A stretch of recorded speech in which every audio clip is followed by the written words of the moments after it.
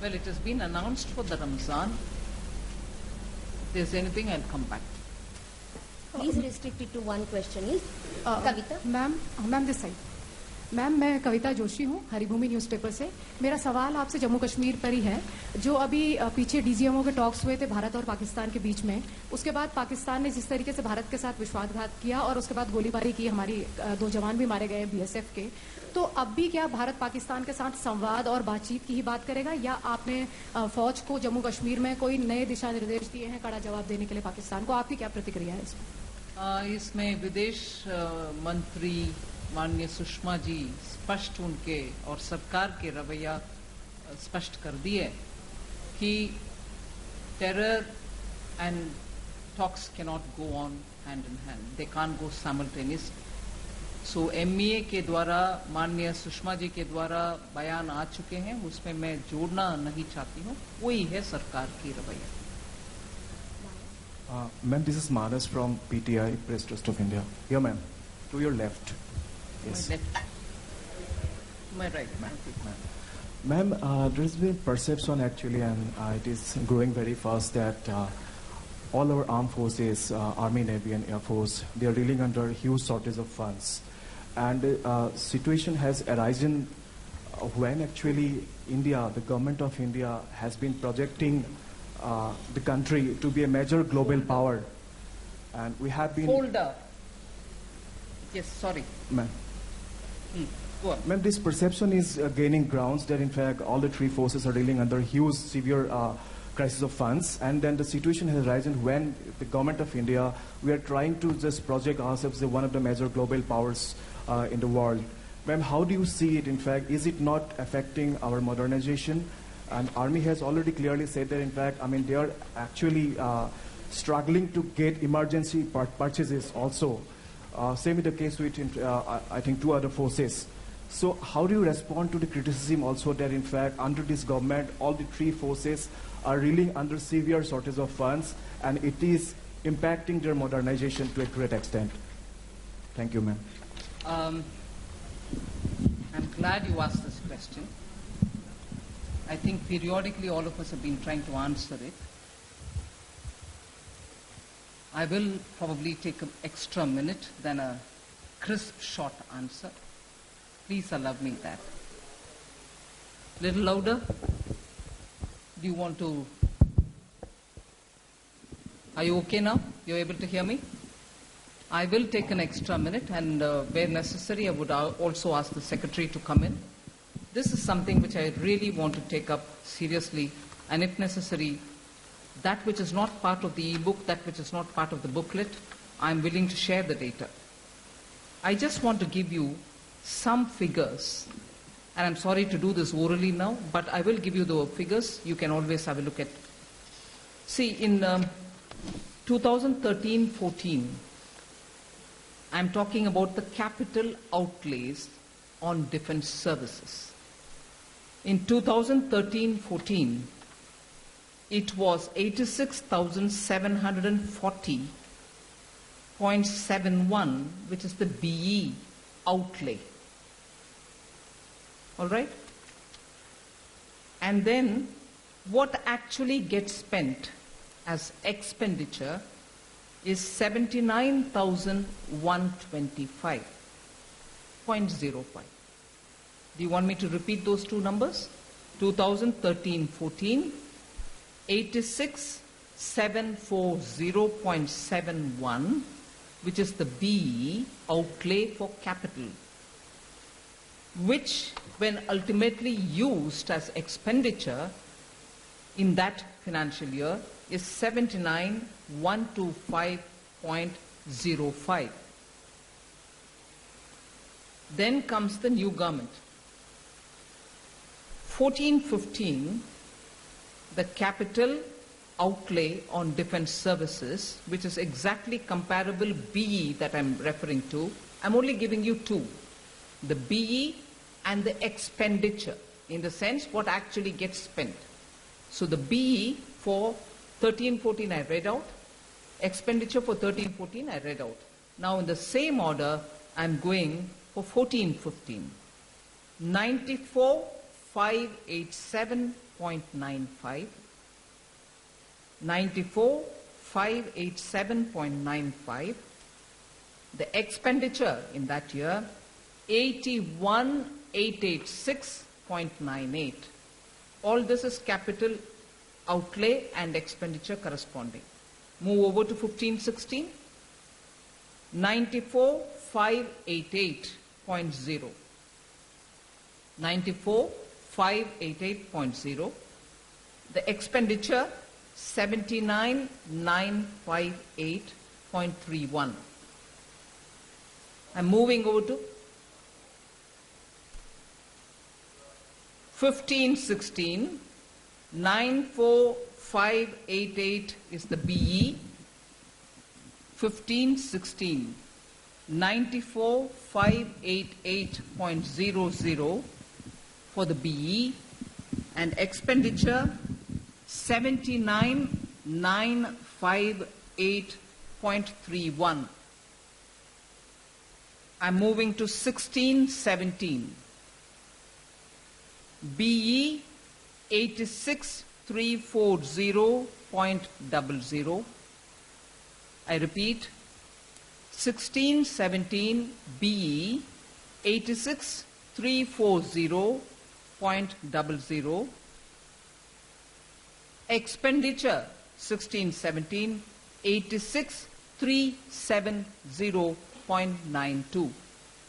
Expenditure again for 16-17 86,370.92. I move over to 17-18, which is the last whole year for which I can give you the figure. Then you enter into 18-19, which is just now running. So the last whole year, 17-18, BE 86,488.01. 86,488.01. Expenditure for the last whole year for which I can give you the figure, 90,460.26. 90,460.26. Now, I've given you the figures. I'm going to just give you what I call the last 4 years ranking. I'm not comparing it with the previous years at all. BE, it's obvious, you can do it yourself. After this government has come in, BE highest was 15-16, second was 14-15, 17-18 is the third, and 16-17 is the fourth. But then, look at the expenditure. Highest expenditure, and in that I can go back another 10 years up to 2004-05. Highest expenditure, which means actually payments being made, spent, is 17-18. Second highest, again look back up to 2004-05, second highest was 16-17.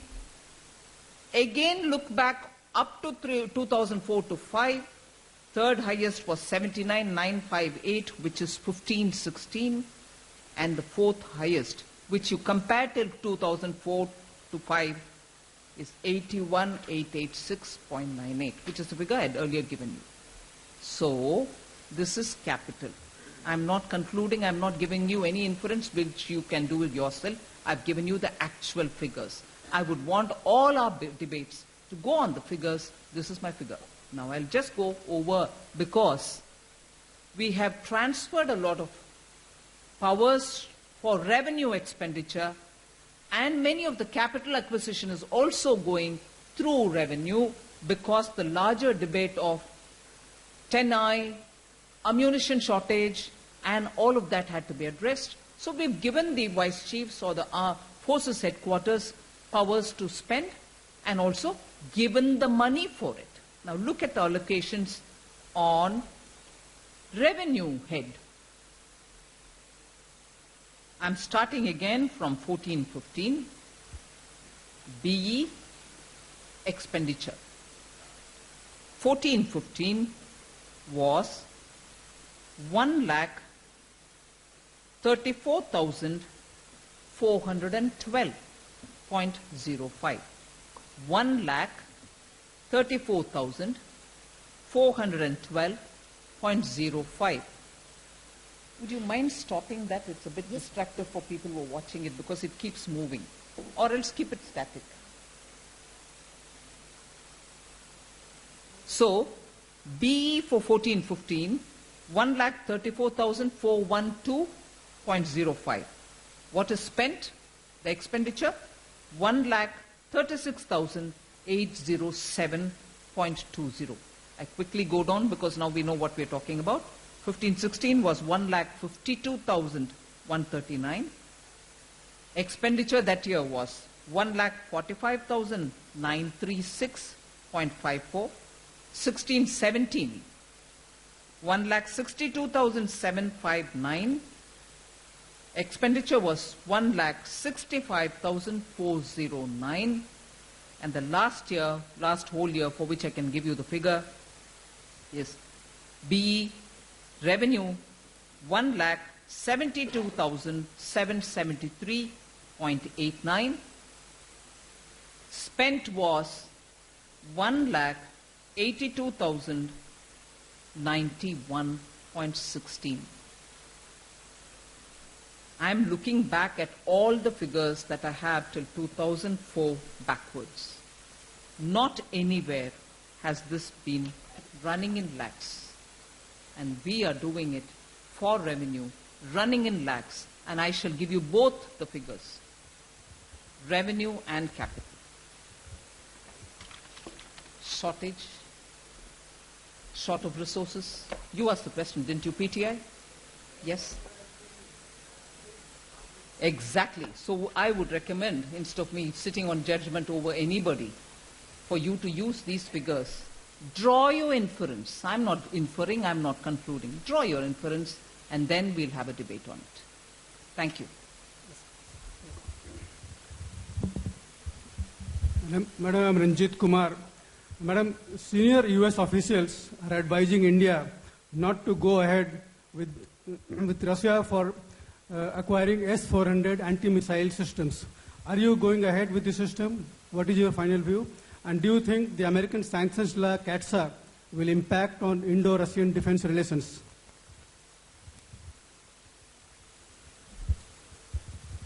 I'd like to make it clear here that in all our engagement with the United States, we have very clearly explained how India and Russia's defense cooperation is something which has been going on for a very long time. It's a time-tested relationship. And India has got quite a lot of defense assets from Russia. Assets, spares, servicing. We have a continuous relationship with Russia, has been recalled. We have also mentioned, therefore, that CATSA cannot be impacting on us on this particular characteristic of India's Russia defense cooperation. This has been explained. What about S-400 system? Are you going ahead with the deal? That has been, I think, for a very long time in negotiations. We've reached a final stage in the S-400 negotiations. That explains it.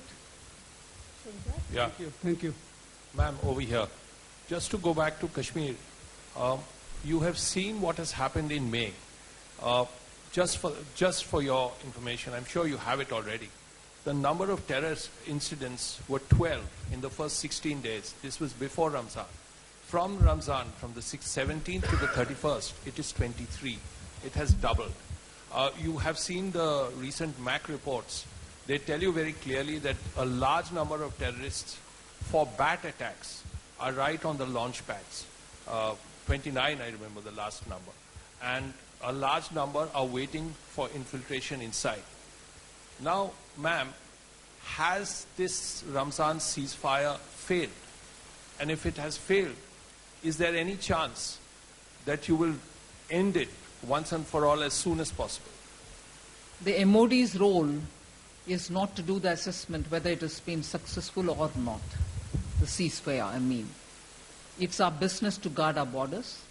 And I've already answered the question regarding how much the ceasefire is honored by us, but yet we have also been given the room to respond if there is an unprovoked attack. We shall keep our borders safe. Ma'am, as with regard to the ceasefire, the Ramzan ceasefire, many people in the private have said that the approach that we had, wherein which we were taking on the terrorists in a big way, has backfired. This Ramzan ceasefire, is it because of a new thinking? We also have DGMO level talks that are taking place with Pakistan. We have a new policy announcement which has come about maintaining of ceasefire. Is this a new approach that the government of India is undertaking as far as Kashmir is concerned? Because a large number of recruitment has happened there and vis-a-vis Pakistan. I think your question is very, very full of a lot of information. All that I would like to say is repeat the answer I gave for Srinjay. We respect the ceasefire which was announced by the respectful Home Minister. However, even by his narration, any unprovoked attack, the army is given the right to respond. It is our duty to keep the borders safe. We shall be alert and ensuring that no unprovoked attack goes without us responding. No unprovoked attack shall go without us responding. It's the duty of the Defense Ministry, the Army, and the forces to keep India safe. And that has been very clearly explained to us even as the announcement on the ceasefire was made. We shall very clearly be alert on the defense of India. Ma'am, this is Mukesh Kaushik from Dainik Bhaskar, this side. You're right. Ma'am, all these 3 years, your opponents have been raising 3 allegations, serious, so far as Defense Ministry is concerned. One relates to Rafale, that there has been huge scam in this deal. Can you assure the nation through this press conference that there was not a single rupee scam in this deal? B, second allegation was that there was a shortage of war reserves and you have been careless.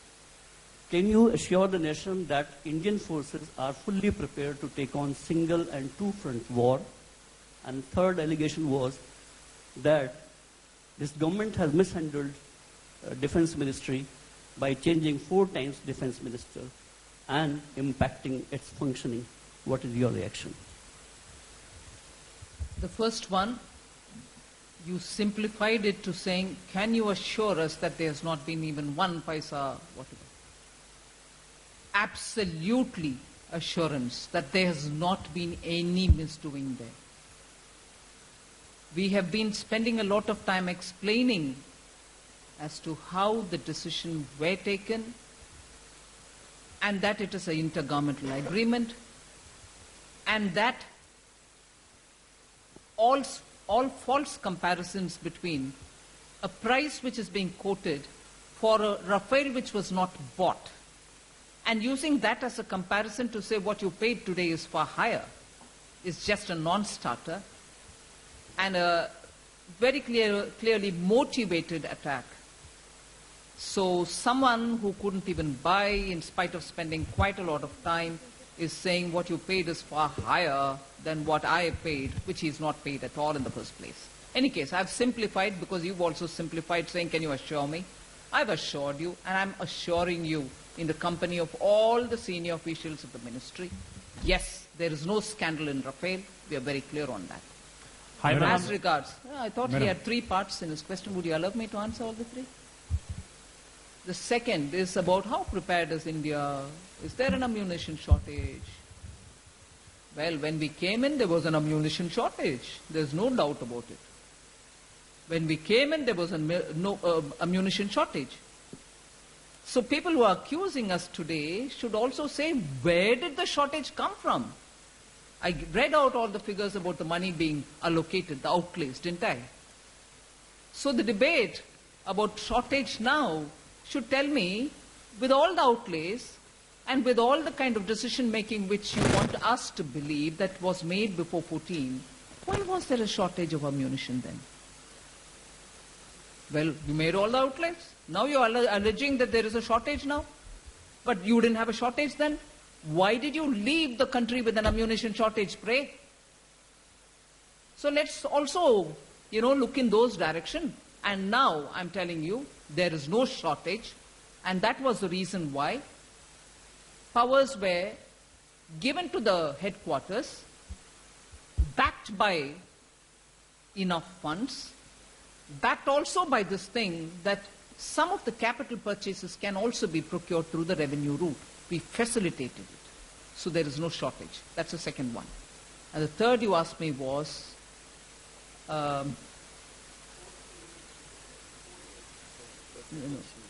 4 defense ministers, but all of them have been attending to the ministry. Well, yes, changes did happen, but each gave it his or her best, I would think. I'm not just judging myself as yet. So it's all right. People did change, but full attention was given to the ministry. Madam, here, Ravindra Singh Shoran from Rajya Sabha TV. Here, in the last. You have given quite convincing and satisfactory details about the allocation of budget for the defense. But what we have seen in the last various reports of the Standing Committee of Defense, they have been indicating that this is the problem, and they are saying that sufficient money has not been allocated. Has these reports which you have given to us, the figures which has been given to the media, have you not shared these details with the Defense Standing Committee? And they have also been indicating that there is a shortage of officers in the all 3 defense forces. Other than you might want to listen to other voices of the ministry, but before that, one pet question. Since the time the Standing Committee report-based reports have been coming out, which I've been asking everywhere, and pardon me, I want to repeat that question. How many of us have actually read the entire Standing Committee's report, pray? Yes, there were lines where you had, it was like this, unfortunate, we felt let down. But then now the bulletproof jackets are coming in. We felt let down, but now ammunitions are being bought. We felt let down, but then now. So the but then nows are all lost out in this narrative. As regards you asking me, have these figures been shared? I just want the Secretary to come in.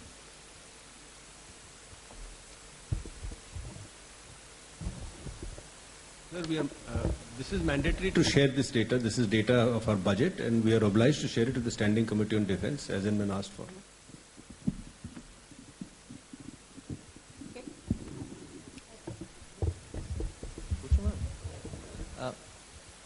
Ma'am, Ajit Dubey from Mail Today, ma'am. Wanted to ask you about the cantonment roads, the decision which you took, and it has, like, people are welcoming it, civilians especially are welcoming this decision. Ma'am, recently you met the wives of certain army officers who had some concerns about the opening of roads due to traffic management and other issues. And the ministry said that it will review the decision after a month. So just wanted to ask you, ma'am, while reviewing the decision, will you also take into account the voices of people who have been convenienced by this decision, and the MPs and others who had asked you to take this step? Or it will be just that few voices of army officers' wives will be heard? Again, thank you very much for asking this question. I'll take this opportunity again to not give a small, quick answer. It requires a bit elaboration. I'll seek your indulgence. The very well covered meeting of all the MPs, the elected vice presidents of the cantonments, happened on 4th May after several requisitions came from various MPs belonging to different parties. But before that, even as all these representations kept coming, I came in only in September, but even when the representations kept coming, I had held 4 meetings with the army and also the DG who's here, Defense Estate, and his entire team, army-related officers who deal with land and works. So 4 meetings, and I'm not just saying this off the cuff. 2nd April, 17th April, 26th April, 1st May. And in each one of them, the concerned joint secretaries from the civil and the concerned officers such as the Quartermaster General, the general who takes care of LWE, all of them have been present. And the discussions were from all sides. Now, 4 meetings before that meeting, which was held on 4th May, where all members of Parliament representing 62 cantonments in this country were invited to participate. In some states where elections or by-elections were happening, the members chose to send a letter rather than physically come and attend the meeting that day. And I don't know if I should just let you know that these MPs come from different parties, and I don't want to sort of go in any particular order, no alphabetical order or any of that kind. I'm just sort of reading the parties' names. I can't find the paper, but I can tell you from my memory. Congress, BJP, TMC, National Conference, Communist Party of India Marxist, TRS, which is from Telangana, AIADMK from Tamil Nadu, Shiv Sena, oh yes, I do have it. Yeah, Shiv Sena. These were some of the parties which came. And in that, some very senior members who have been representing cantonments for several decades were also present. Just so that you also get this additional information, during that meeting, I did not open my mouth because I made it plain that I want to hear from all of them. The elected vice presidents of 62 cantonments were also there. Why vice president? The president is normally a uniformed officer. So you had officers already representing us from the uniformed services. All right. That was the 4th May meeting. Post that, I've had 8 meetings. I'll give you the dates for your convenience. 9th May 2018, and interestingly, 9th May meeting is important for you to know.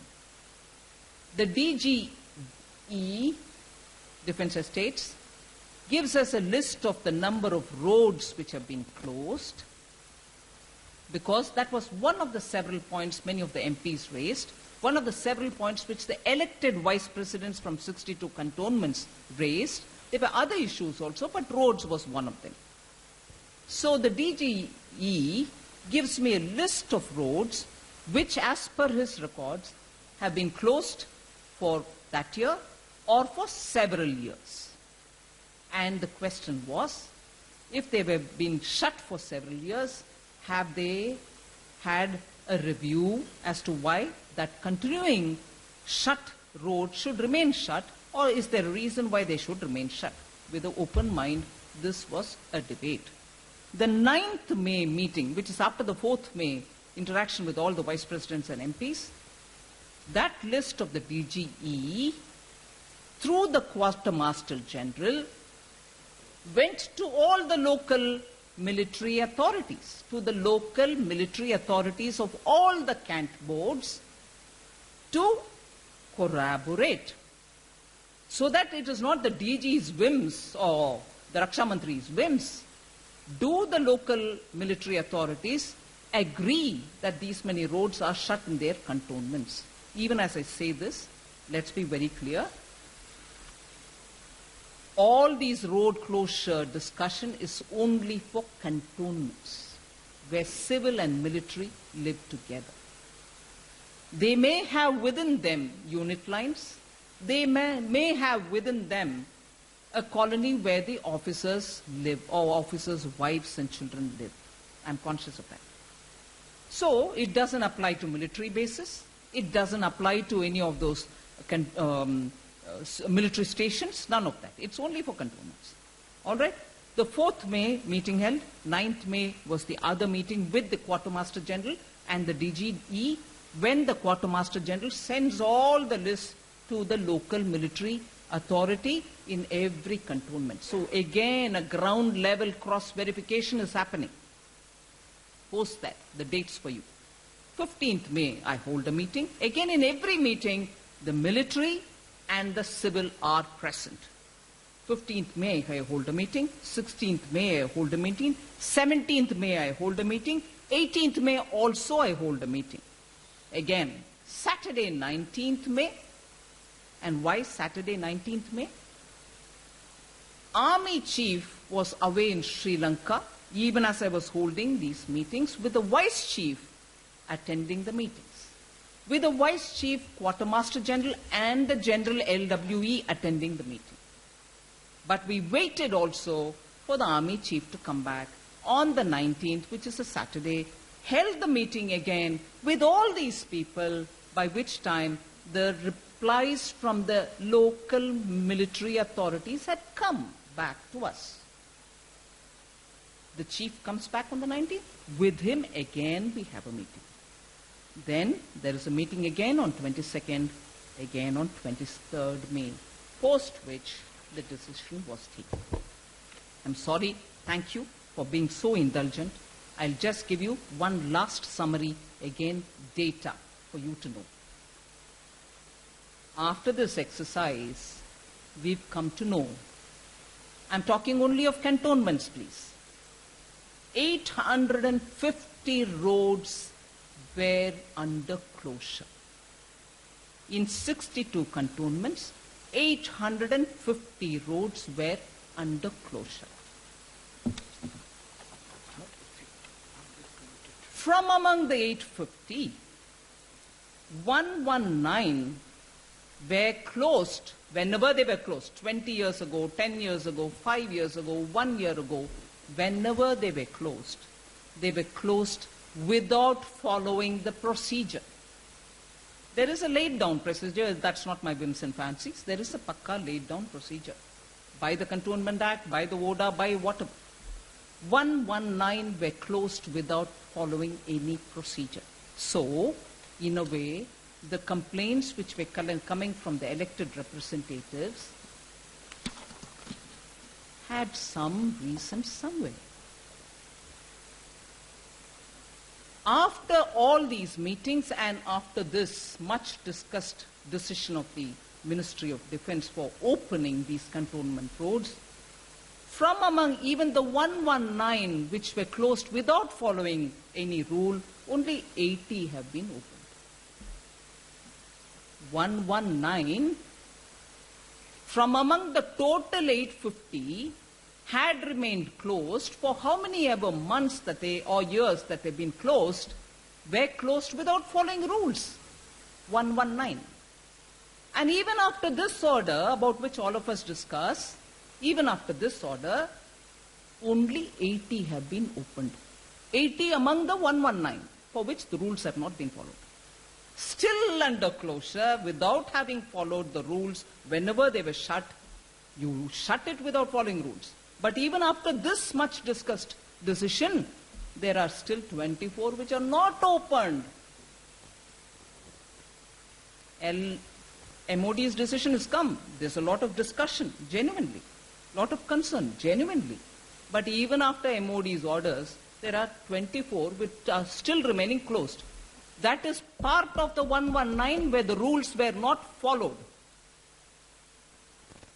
And after the rules, after this new order of the MOD, I said 80 have been opened, 24 are still remaining closed, 15 are partly open. I met the wives, yes. Did they ask, was that question also asked? Yes, I met the wives, heard their concerns. They were largely of security. I fully appreciate that. But what is being addressed through this is the traffic-related issues, where unit lines exist, where there are families of our servicemen and their wives and the families are living. We are conscious. So I want this debate to look at these also. Ultimately, cantonments are a place where both officers and civilians are living. After 1 month is completed, that question, the last bit of the question was, what are you going to do when the review happens? The review is not done by me. Again, the local military authorities and the concerned stakeholders will have to do the review. If you decide to close because you had a reason or inputs, you're welcome to close. But follow the procedure. And the procedure means that you will make an announcement, 1 in English and 2 in local newspapers, inform the Cant board, and then close. But can we be on the side of following the procedure? And procedures are not laid by me. Thank you. Hello, ma'am. This is Siddhant from Beyond. My question on China. What's the current status of relationship with China, especially post-Doklam? Is the status quo on, at the Doklam Plateau still the same? And ma'am, my second question is on Maldives. Has the relationship with Maldives taken a dip? Ma'am. Pardon me. I heard Maldives. Ma'am, Say the first one. Ma'am, 2 questions. One on China, current status with the relationship with China, especially post-Doklam. Has the status quo remained the same on the Doklam Plateau? And secondly, on Maldives, has the relationship, the military relationship, taken a dip? We have seen reports of they asking us to take back the copters. Again, on the Doklam, the MEA and the minister herself have explained the position both in the parliament and outside. I would only go with that explanation, and MOD cannot and shall not give any other input than that. That is Government of India's position. So on Doklam, MEA has given its answers, and that's what we can also say. As regards relationship with China, you saw the Prime Minister going to Wuhan, meeting with the President. You also saw the SCO engagement, both of the External Affairs Minister and myself. So things are going on track. Ma'am, Shruti Ranjan from India Today. Ma'am, on Maldives. Ma'am, you didn't reply on Maldives. There's nothing for me to reply. Ma'am, Shruti Ranjan from India Today, ma'am. Yes, Shruti. Why hasn't any project been announced under the strategic partnership project, ma'am? It is supposed to be the mainstay of this government. To say the foreign direct investment in defense seems to be abysmally low. Have you reviewed it, and is there a reason? Because in the parliament, the last figures we got was about 1 crore. And finally, ma'am, Kashmir. The Chief of Army Staff not far ago, said that we need to punish the Pakistani army. Just killing terrorists will not help. What happened that we changed our stand and we want to go back to a ceasefire? Thank you, ma'am. Ma'am, Mr. Sen, regarding I'll reply on the strategic partnership issue. We have actually gone forward. It's not correct to say that no progress has been made. We have brought out an RFI for the aircraft, for the fighter aircraft, and a couple of other RFIs are very much on the anvil, and they should be out in a month or so. So I think that is substantial progress for such a complex kind of thing, and we are going ahead in the right earnest, and we hope to have some progress very soon. On the question of FDI, yes, RF has reviewed it. We have reviewed it with the Department of Defense Production, and things will improve as and when we get through the strategic partnership business. As and when people are actually ready to set up manufacturing facilities in the country, that's where FDI is likely to go up. I think there's one thing which somebody did ask, and I didn't respond, but it is right. The question related to shortages, manpower shortages. Somebody did ask. I just want to let you know that we are working very closely with the service headquarters, particularly with the Army, to evolve quick solutions to make short service commission a far more attractive proposition, particularly for women, and then increase or even to expedite promotion prospects for the JCOs in particular.